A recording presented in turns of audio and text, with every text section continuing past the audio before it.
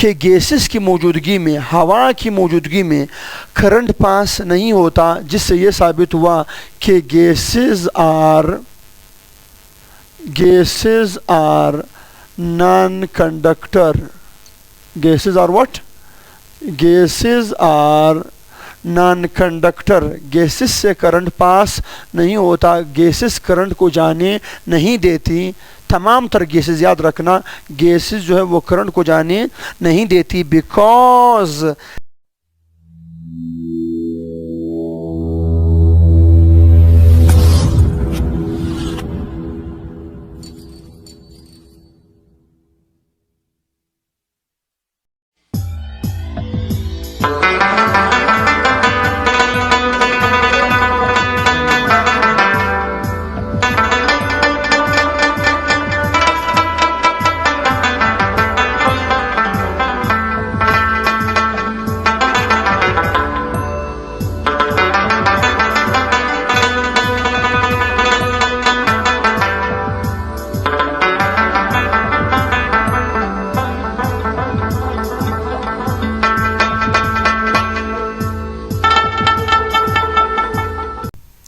Hello अस्सलाम वालेकुम। उम्मीद करता हूँ आप लोग खुशबाश होंगे। हम डिस्कस करने जा रहे हैं another lecture about the atomic structure. Atomic structure chapter के हवाले से हमारा ये अगला लेक्चर है, and that is about the discharge tube और we can say Crookes tube. इंतहाई छोटा आसान टॉपिक है, इसको हम डिटेल के साथ पढ़ेंगे। सिंपली नहीं, बहुत डिटेल के साथ पढ़ेंगे। फिज़िक्स पॉइंट ऑफ व्यू से हम इसको डिस्कस करेंगे। So let's start with the discharge tube और we can say Crookes tube और we can say cathode ray tube. पहले पढ़ते हैं भैया इनकी इंट्रोडक्शन। किसने इंट्रोडक्शन कराई थी और कब कराई थी, ज़रा इस चीज़ को डिस्कस करते हैं। So the discharge tube was proposed or discovered by, it was discovered by Sir William Crook.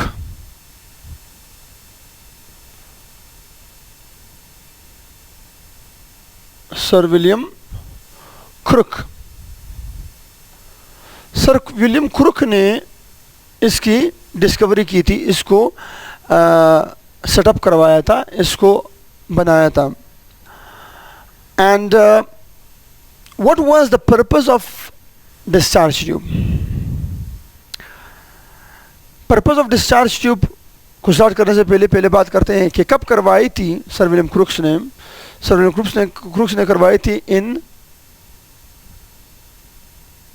1879, 1879 में सर विलियम क्रुक्स ने इसको डिस्कवर किया था। इसका एम, पर्पस, ऑब्जेक्टिव क्या था? What was the objective of discharge tube? क्या इसका ऑब्जेक्टिव इलेक्ट्रॉन की डिस्कवरी थी? क्या इसका ऑब्जेक्टिव प्रोटॉन की डिस्कवरी थी? नो, हरगिज नहीं। डिस्चार्ज ट्यूब का पर्पस था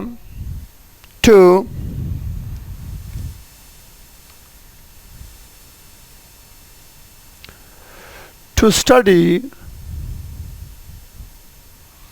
the electrical conductivity of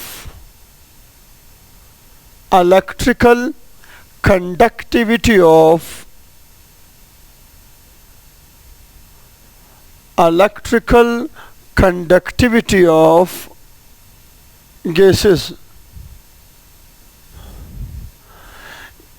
ताकि हम गैसेस की इलेक्ट्रिकल कंडक्टिविटी को डिस्कस कर सकें कि आया गैसेस जो है वो करंट को गुजार सकती है, करंट को पास आउट कर सकती है, वो गैसेस जो है वो करंट कंडक्टर है या नहीं है। इस चीज़ को शो करवाने के लिए सर विलियम क्रुक्स ने ये डिस्कवरी की थी, जिसके साथ साथ उन्होंने क्या बनाया था? डिस्चार्ज ट्यूब बनाया था। So the aim and objective of the discharge tube was to study the electrical conductivity of gases. हमें पता है कि सॉलिड चीज़ों से करंट पास हो सकती हैं, तमाम से नहीं, कुछ से। हम जानते हैं कि लिक्विड से भी gas, liquid state of matter से भी करंट पास हो सकती है, yes we know very well, मगर तमाम नहीं, तमाम लिक्विड भी नहीं, मतलब लिक्विड से भी करंट पास हो सकती है। फिर क्वेश्चन जो था वो आ रहा था कि क्या गैसेस कंडक्टर है या इंसुलेटर है। इस चीज़ के लिए सर विलियम क्रुक्स जो एक फिजिसिस्ट थे, उसने क्या करवाई, इस डिस्कवरी को मर्ज वजूद में लाया और गैसेस की कंडक्टिविटी को डिस्कस किया कि आया gases are conductor are insulator, ये बताया सर विलियम क्रुक्स ने। अच्छा, याद रखना कि डिस्चार्ज ट्यूब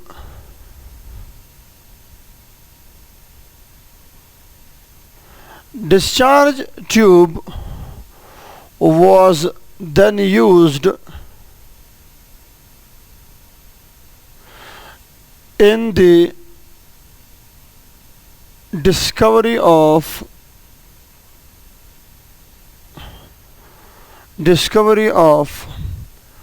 proton,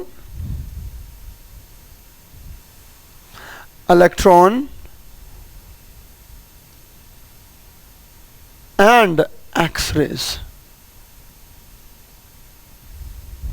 ये पॉइंट भी याद रखना एंट्री टेस्ट के हवाले से कि वो कौन से सब एटॉमिक पार्टिकल्स हैं जिनको हमने डिस्चार्ज ट्यूब के ज़रिए डिस्कवर किया था। तो वो हमारे पास था कौन कौन, proton and electron.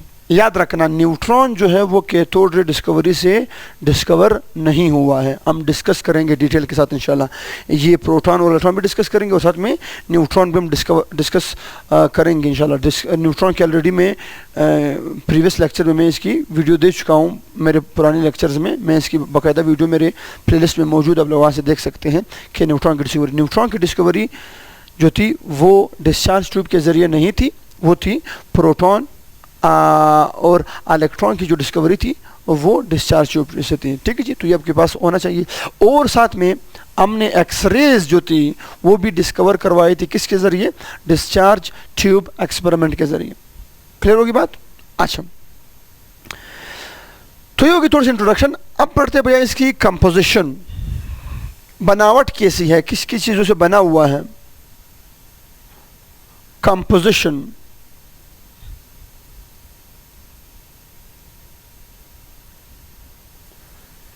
The composition of discharge tube बना किस चीज़ से है, let's discuss in detail. Crookes tube consists of these following components. It consists of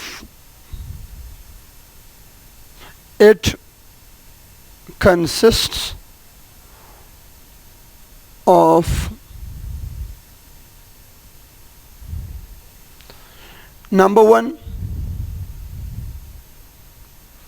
a glass tube, oval shape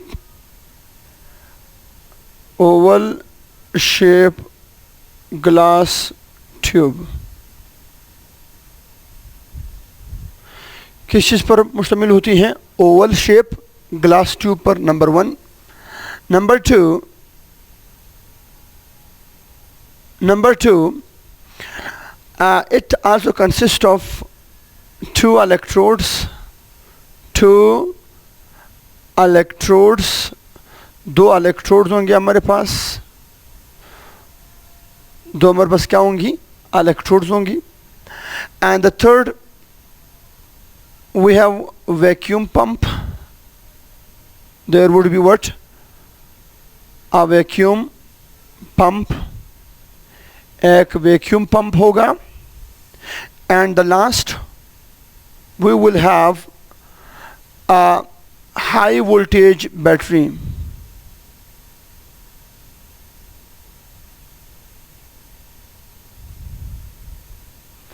high voltage battery।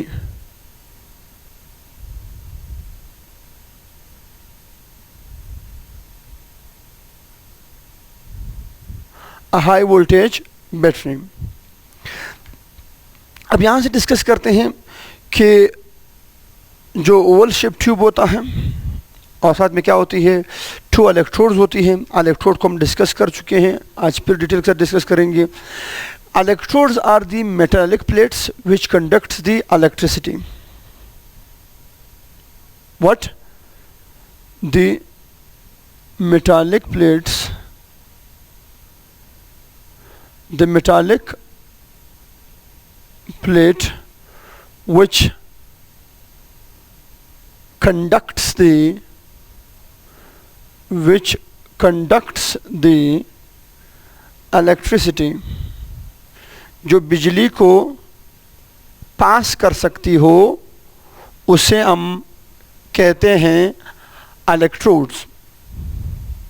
मगर याद रखना, electrodes are the metallic plates, ये metal के लोहे के बने हुए होते हैं, रबड़ के नहीं हो सकते, लकड़ी के नहीं हो सकते।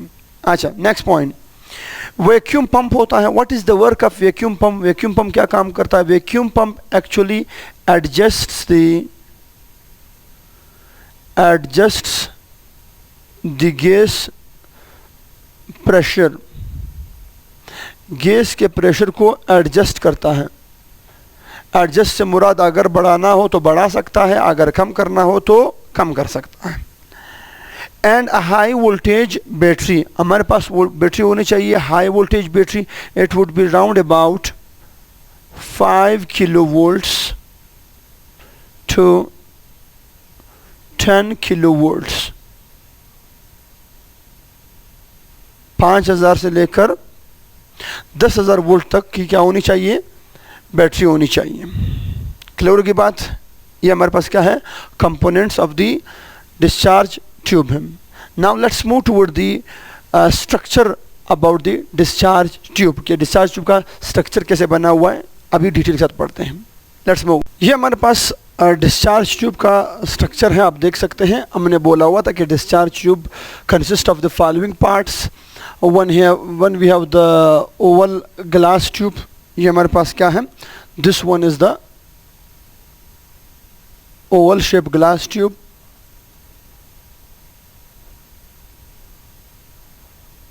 ठीक है जी, ये शीशे का बना हुआ एक ग्लास ट्यूब है, जिसके बॉटम यहाँ पर हमने दिया हुआ है इसको वैक्यूम पंप। देखिए, ये सिर्फ रिप्रेजेंटेशन है वैक्यूम पंप का, हालांकि ये आपके पास वैक्यूम पंप नहीं है। वैक्यूम पंप का मतलब होता है कि एक पाइप हो और वहाँ से कंप्रेसर लगा हुआ हो, ठीक है जी, कि जिसके ज़रिए हम गैस या तो दे सके या निकाल सकें। बहरहाल ये इसकी रिप्रेजेंटेशन है। And this is called what? Vacuum pump. Vacuum pump का काम क्या था? To adjust the gas pressure, to adjust the gas pressure, ये काम था किस चीज़ का? वैक्यूम पंप का। और इस वैक्यूम पंप के साथ साथ जो थर्ड कंपोनेंट हमने पढ़ी थी, वो हमने पढ़ी थी 2 इलेक्ट्रोड्स। यहाँ पर 2 इलेक्ट्रोड्स थी, ये आम पत्रियाँ थी इलेक्ट्रोड, इन्हें हम बोलते हैं electrodes. These are called as electrodes, these are called as electrodes, इन्हें हम बोलते हैं इलेक्ट्रोड्स। ये एक इलेक्ट्रोड है, ये एक इलेक्ट्रोड है, और ये हमारे पास दूसरा इलेक्ट्रोड है। So we have the 2 electrodes. इनको ना हम कैथोड कहते हैं, ना हम इन्हें एनोड कहते हैं, याद रखना। इनमें से ना कोई कैथोड है, ना इनमें से कोई हमारे पास एनोड है। These are just simple electrode, आम पत्रियाँ हैं हमारे पास। वी कैन से आपके पास घड़ी की, ये आपके पास स्टील हो सकते हैं, कोई भी स्टील की चीज़ हो सकती है, कोई भी कील हो सकता है, कोई भी आपके पास प्लेट हो सकती है, कोई भी आपके पास चादर हो सकती है, कोई भी पुर्जा हो सकता है मेटल का, उसे हम बोलते हैं इलेक्ट्रोड। मतलब वो मेटल का मेटल की पत्थरी जिससे करंट गुजर सके उसे हम बोलते हैं इलेक्ट्रोड, ठीक है जी। The metallic plate which conducts the electricity is called as electrode, मैंने डिफाइन करवा दिया। अच्छा, यहाँ पर हमने लिखी हुई हाई वोल्टेज बैटरी, कितने से लेकर 5 के वोल्ट से लेकर 10 के वोल्ट, 5000 से लेकर 10,000 वोल्टेज तक इसकी वोल्टेज हमारे पास आ रही है, हाई वोल्टेज है, ठीक है जी। अच्छा, यहाँ से हम करते क्या हैं, what we do over here, हम यहाँ से अब ज़रा एक्सपेरिमेंटल वर्क स्टार्ट करते हैं। हम जानते हैं कि जो बैटरी का पॉजिटिव टर्मिनल होता है, याद रखना ये बातें आप लोगों ने फिज़िक्स में भी पढ़ी होगी, वो बातें जो आप लोगों ने फिज़िक्स में भी ये चीज़ें दोहराई भी होगी। याद रखना, the positive terminal of the battery is electron poor. ये क्या होती है? ये इलेक्ट्रॉन पुअर होती है और ये अपनी तरफ इलेक्ट्रॉन को खींचती है। याद रखना, जब भी इसे किसी वायर के साथ, किसी भी चीज़ के साथ हम इसे कनेक्ट करते हैं तो it's attracts the electron toward itself. हम कह सकते हैं कि ये जो पॉजिटिव टर्मिनल होता है बैटरी का, इट इज़ इलेक्ट्रॉन सकर। ये क्या करती है भैया? It sucks the electron toward itself. That's why we can say it is electron sucker or electron attractor। होगी बात? इसके ऊपर कौन सा चार्ज है? पॉजिटिव चार्ज है। ये वाला जो बैटरी का आपके पास वो है, आपके पास टर्मिनल है, this terminal of the battery is negative charge and negative charge mean it is electron rich. ये क्या भैया? It is electron rich. ये इलेक्ट्रॉन रिच होती है, याद रखें, ये इलेक्ट्रॉन रिच होती है। जब ये इलेक्ट्रॉन रिच है तो ये इलेक्ट्रॉन को पुश करती है। जब भी वायर या कोई लोहा इसके साथ कनेक्ट करवाया जाता है तो ये फ़ौरन इलेक्ट्रॉन को पुश कर देती है उस मेटल के अंदर। इस वजह से हम इसे बोलते हैं इलेक्ट्रॉन पुशर। क्या बोलते हैं भैया? Electron pusher.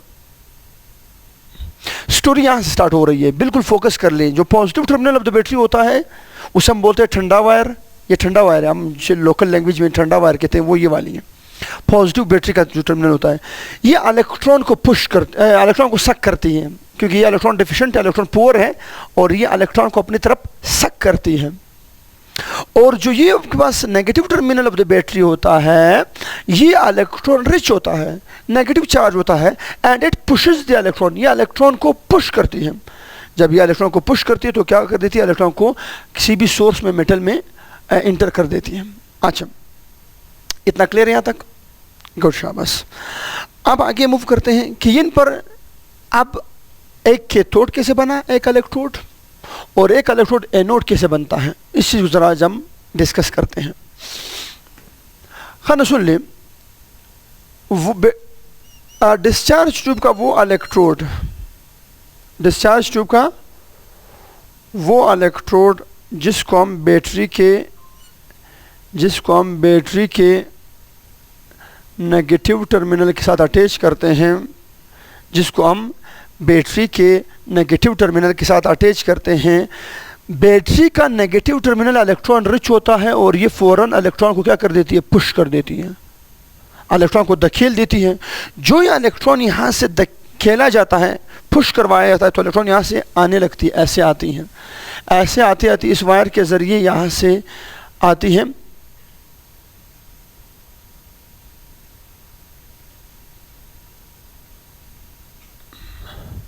यहाँ से जब आती है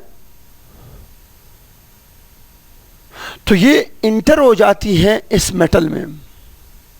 इस मेटल में क्या हो जाती है? इंटर हो जाती है। खुद नहीं होती, बल्कि ये बैटरी की जो पावर है, वोल्टेज, जो पोटेंशियल डिफरेंस है, इसे आप लोग फिजिक्स में बोलते हैं पोटेंशियल डिफरेंस, वोल्टेज। ये जो वोल्टेज, इस हाई वोल्टेज के ज़रिए इलेक्ट्रॉन को पुश करवाई जाती है। किसके ज़रिए? किसके अंदर? इस मेटल के अंदर, इस इलेक्ट्रोड के अंदर। तो जो ये पहला इलेक्ट्रॉन आता है, हम बोलते हैं ये जो एटम है, ये मैंने एटम बनाए हुए हैं, these are the atoms, these white circles are what are the atoms. ये आपके पास एटम मैंने बनाए हुए हैं सपोजिशन की खातिर। तो इन पर -1 चार्ज। जब दूसरा इलेक्ट्रॉन आया तो -2 चार्ज। जब तीसरा इलेक्ट्रॉन आया तो -3 चार्ज। जब चौथा इलेक्ट्रॉन आया तो -4 चार्ज। जब पांचवा इलेक्ट्रॉन आया तो -5 चार्ज। जब छठा इलेक्ट्रॉन आया तो -6 चार्ज।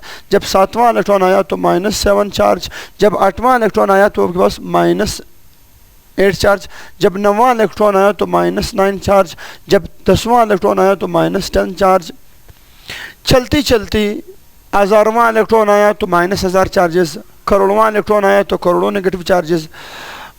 10 करोड़ फिर अरब होती होती एक वक्त आया कि पूरा का पूरा इलेक्ट्रोड जो है वो नेगेटिव बन गया।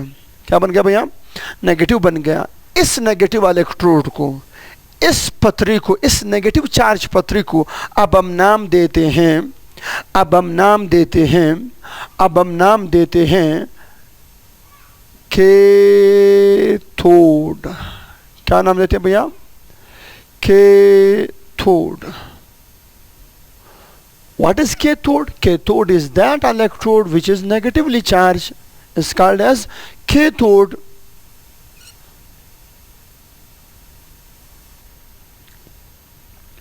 And अब आते हैं इस जानिब।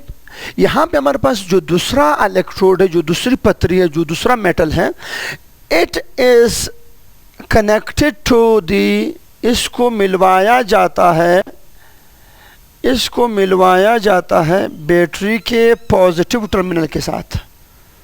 कौन से टर्मिनल के साथ भैया? बैटरी के पॉजिटिव टर्मिनल के साथ। जब बैटरी के पॉजिटिव टर्मिनल के साथ इसको लगवाया जाता है तो बैटरी का नेगेटिव टर्मिनल, पॉजिटिव टर्मिनल, अभी मैंने बोला कि बैटरी का जो पॉजिटिव टर्मिनल होता है it is electron poor and it is electron sucker, ये अट्रैक्ट करती है इलेक्ट्रॉन को अपनी जानिब। तो जिसकी वजह से इलेक्ट्रॉन यहाँ मेटल से, चूँकि मेटल है, मेटल इलेक्ट्रोड है, मेटल की पत्रियाँ हैं, हम जानते हैं कि मेटल जो है वो फ्री इलेक्ट्रॉन रखती है, तो वो फ्री इलेक्ट्रॉन जो है वो यहाँ से निकलना स्टार्ट हो जाएगी, यहाँ से इस लोहे से निकलना स्टार्ट हो जाएगी। जब निकलना स्टार्ट हो जाएगी, जब पहला इलेक्ट्रॉन निकलेगा, जब पहला इलेक्ट्रॉन निकलेगा यहाँ से और जाएगा किसकी तरफ? जाएगा बैटरी की तरफ। तो क्या हम जानते हैं कि जो भी एटम्स, चूँकि ये एटम्स कहाँ से ये इलेक्ट्रॉन कहाँ से निकली? ये इलेक्ट्रॉन निकली इस इलेक्ट्रोड के एटमों से, इस मेटल के एटमों से। तो हम जानते हैं कि यहाँ पर क्या हो जाएगा? यहाँ पर आ जाएगा +1 चार्ज। सही है, हम जानते हैं यस कि जो भी एटम इलेक्ट्रॉन लूज करती है उस पर +1 चार्ज आती है। जब दूसरा इलेक्ट्रॉन लूज करेगी तो +2, जब तीसरा इलेक्ट्रॉन लूज करेगी तो +3, जब चौथा इलेक्ट्रॉन लूज करेगी तो +4, जब पांचवा तो +5, +6, +7, +8, +9, +10, +100, +1000, +10,000, +1 लाख, +10 लाख, +1 करोड़। एंड चलती चलती एक वक्त आ जाएगा कि ये पूरा का पूरा इलेक्ट्रोड क्या बन जाएगा? पॉजिटिव चार्ज बन जाएगा। क्या बन जाएगा भैया? पॉजिटिव चार्ज इलेक्ट्रोड बन जाएगा, पथरी पॉजिटिव चार्ज बन जाएगी। अब हम इसे नाम देते हैं, इस पथरी को जो हमने इलेक्ट्रोड बोल रहे थे, नाउ दिस पथरी इज कॉल्ड, अब इस पथरी को हम नाम देंगे, दिस वुड कॉल्ड एज, हम इसे नाम देंगे एनोड। क्या नाम देंगे भैया? एनोड। एनोड क्या बोलते हैं भैया? एनोड। ये कैथोड और ये हमारे पास क्या भैया? एनोड। एनोड पर कौन सा चार्ज आ गई भैया? Positive charge. और कैथोड पर कौन सी चार्ज आ गई भैया? Negative charge. ज़हन में रखें, कौन सा चार्ज भैया? Negative charge. ये ज़हन में रखें। अब यहाँ पर आप लोगों में से कुछ शहजादे, कुछ प्यारे बच्चे यहाँ पर कंफ्यूज होंगे कि हमने तो कैटाइन पढ़ा था और एनाइन पढ़ा था, और यहाँ पर सर हमें क्या बता रहे हैं? कैटाइन पर पॉजिटिव चार्ज था, एनाइन पर नेगेटिव, मगर आज सर बोल रहे हैं कि कैथोड पर नेगेटिव और एनोड पर पॉजिटिव। तो इन 4 वर्ड का अपने साथ ख्याल रखें। ये 4 वर्ड इंतहाई डिफरेंशियल होनी चाहिए, इनमें डिफरेंस वाज़े होनी चाहिए। याद रखना कौन कौन सी अल्फाज हैं। एक लफ्ज़ है कैटाइन, एक लफ्ज़ है कैटाइन, तो दूसरा वर्ड है कैथोड। एक वर्ड है एनाइन, एक वर्ड है एनाइन और एक वर्ड है एनोड। ठीक है भैया? कैटाइन पर होती है, कैटाइन चूंकि आयन है, ये इतनी स्मॉल पार्टिकल होती है कि हमें नजर ही नहीं आती है, तो बहुत छोटी आयन्स होती हैं, एटॉमिक आयन्स होती हैं, मॉलिक्यूलर आयन बहुत स्मॉल होती है, तो हमें नजर ही नहीं आती। वो केटाइन है, केटाइन पर होती है आपके पास पॉजिटिव चार्ज, मगर याद रखना कैथोड जो है वो एक लोहा है, वो एक मेटल है, उस पर होती है नेगेटिव चार्ज। ये याद रखना, केटाइन पर पॉजिटिव चार्ज मगर कैथोड पर नेगेटिव चार्ज। एनाइन पर नेगेटिव चार्ज, एनाइन पर कौन सा चार्ज भैया? एनाइन पर नेगेटिव चार्ज, मगर एनोड पर पॉजिटिव चार्ज। एनोड पर कौन सा चार्ज है भैया? पॉजिटिव चार्ज है। इन बातों का ख्याल रखिए। केटाइन और एनाइन ये आइंस हैं, या हमें नजर ही नहीं आती, इतने स्मॉल पार्टिकल्स हैं एटॉमिक लेवल पर, माइक्रो लेवल पर। और जो कैथोड और एनोड है ये तो बाकायदा पथरियां हैं, और वो पथरी इलेक्ट्रोकेमिस्ट्री में वो मेटालिक प्लेट जो केटाइन को अपनी तरफ अट्रैक्ट करती है, that is called cathode and that must be negative charge. और वो इलेक्ट्रोड, वो पथरी जो क्या करती है, एनाइन को अपनी तरफ अट्रैक्ट करती है, उसे हम बोलते हैं anode and that would be positive charge. Clear है? That's good. अच्छा, हम जानते हैं कि ये हमारे पास यहाँ पर एक 1 एटमॉस्फेरिक प्रेशर मौजूद है, आम प्रेशर जिसमें हम अभी जिंदा हैं, ठीक है जी, जो हम अभी सांस ले रहे हैं जिस प्रेशर में, उसे हम बोलते हैं 1 एटमॉस्फेरिक प्रेशर, नॉर्मल प्रेशर। ये आपके पास क्या है? ये 1 एटमॉस्फेरिक प्रेशर है।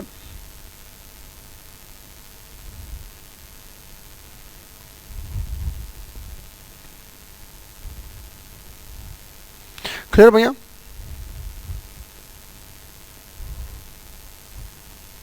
चले जी, अब यहां से देखते हैं कि जो पोटेंशियल डिफरेंस डेवलप हो चुकी है, ये नेगेटिव इलेक्ट्रोड है, ये पॉजिटिव इलेक्ट्रोड है। फिजिक्स में हम जानते हैं कि दो इलेक्ट्रोड्स के दरमियान क्या होती है, एक इलेक्ट्रिक फील्ड डेवलप की जाती है, इसे हम बोलते हैं पोटेंशियल डिफरेंस। दो प्लेट्स, दो इलेक्ट्रोड्स के दरमियान जो अट्रैक्शन होती है ऑफ द करंट, उसे हम बोलते हैं पोटेंशियल डिफरेंस। अच्छा, जो पोटेंशियल डिफरेंस या वोल्टेज है, इसके जोर से इलेक्ट्रॉन यहाँ से निकलना स्टार्ट कर देते हैं। क्या स्टार्ट कर देते हैं भैया? निकलना स्टार्ट कर देते हैं। हाँ, गैस का प्रेशर कितना मौजूद है? गैस का प्रेशर मौजूद है इस वक्त, याद रखें, the gas pressure over here is 1 atm। कितना है भैया? 1 atm। 1 atm से मुराद है 760 टॉर और 760 mm ऑफ Hg, हम जानते हैं, ठीक है जी। अब करंट यहाँ से जब चलने लगा, इस 1 एटमॉस्फेरिक प्रेशर की मौजूदगी में जब करंट यहाँ से निकलने लगा, याद रखिए, जब ये करंट यहाँ से निकलती है तो गैस मॉलिक्यूल्स मौजूद होती हैं, गैस मॉलिक्यूल्स मौजूद होती हैं। उन गैस मॉलिक्यूल के साथ करंट जो है, वोल्टेज, इलेक्ट्रॉन जो है वो स्ट्राइक करती हैं, तो क्या कर जाती है, इसकी आयनाइजेशन कर जाती है, जिसकी वजह से ये गैस जल जाता है, उसकी आयनाइजेशन हो जाती है, स्पार्क दे देता है। दूसरा इलेक्ट्रॉन निकलने लगता है इस प्लेट से किसी तरह, from negative to positive, from cathode to anode. वो किस साथ लगती है? इस गैस मॉलिक्यूल के साथ लगती है, और वहाँ पर उसका जो स्पीड है या जो मोमेंटम है वो डिस्ट्रॉय हो जाता है और वहाँ पर रुक जाता है और गैस को आयनाइज कर देता है। अच्छा, अगला आपके पास इलेक्ट्रॉन निकलता है, निकलते निकलते जब ये यहाँ से निकलता है तो ये स्ट्राइक कर जाता है किसके साथ? अगले गैस मॉलिक्यूल के साथ, उसको आयनाइज कर देता है और आगे मूव नहीं कर सकता, इलेक्ट्रॉन यहाँ पर रुक जाता है। यहाँ से मज़ीद आपके पास इस तरह से इलेक्ट्रॉन निकलते गए और टकराते गए, किस साथ? गैस मॉलिक्यूल के साथ टकराते गए, और यहाँ से क्या करते गए? आयोनाइजेशन ऑफ गैसेस करते गए। इसे बोलते हैं आयोनाइजेशन ऑफ गैसेस, गैस को आयंस बनाना। फास्ट मूविंग इलेक्ट्रॉन है, जब ये टकराएगी किसके साथ? मॉलिक्यूल के साथ, तो उन मॉलिक्यूल से भी इलेक्ट्रॉन निकाल देगी। इसे हम बोलते हैं आयनाइजेशन ऑफ गैसेस। तो क्या हो रही है यहाँ पर? आयनाइजेशन ऑफ गैसेस हो रही है और गैस जल रहे हैं, जिसकी वजह से यहाँ पर क्या हो जाएगा? एक ग्लो, एक स्पार्क, यहाँ पर एक रोशनी यहाँ पर पैदा हो जाएगी इस डिस्चार्ज ट्यूब के सेंटर में, जिससे ये साबित हो रहा है कि आयनाइजेशन ऑफ गैसेस हो रही है। मगर आगे कोई करंट पास नहीं हो रहा, हमें कोई वोल्टेज, कोई हमें करंट जाते हुए नज़र नहीं आ रही, हमें कुछ नज़र नहीं आ रहा कि करंट जा रहा है या नहीं जा रहा।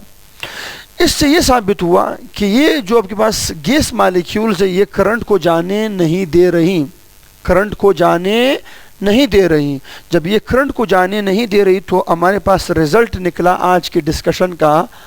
सर विलियम क्रुक्स ने क्या निकाला, एक रिजल्ट निकाला। उसने ये कंक्लूजन निकाली, रिजल्ट बोल सकते हैं, कंक्लूजन बोल सकते हैं, इस डिस्कवरी का, आज की डिस्कवरी का ये रिजल्ट निकला कि गैसेस की मौजूदगी में, हवा की मौजूदगी में करंट पास नहीं होता, जिससे ये साबित हुआ कि gases are non conductor. Gases are what? Gases are non conductor. Gases से करंट पास नहीं होता, गैसेस करंट को जाने नहीं देती। तमाम तर गैसेस, याद रखना, गैसेस जो है वो करंट को जाने नहीं देती। बिकॉज गैसेस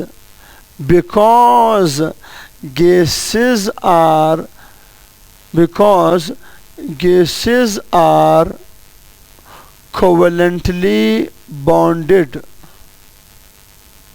कौन सा भैया? Because gases are covalently bonded।